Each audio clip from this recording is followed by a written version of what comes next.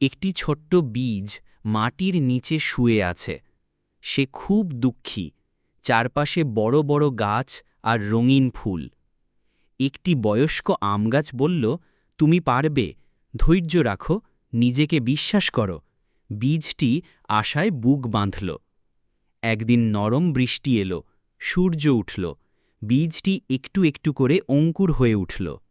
ঝড় এলো, বজ্রপাত হল, বাতাস বয়ে এলো, কিন্তু ছোট্ট গাছটি লড়ল, হাল ছাড়ল না। অঙ্কুর এখন এক তরুণ গাছ।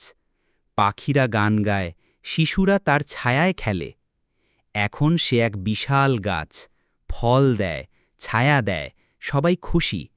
চারপাশে শান্তি আর আনন্দ। ছোট বলে নিজেকে কখনো ছোট মনে করো না। সময়, ধৈর্য আর বিশ্বাস তোমাকে বড় করে তুলবে।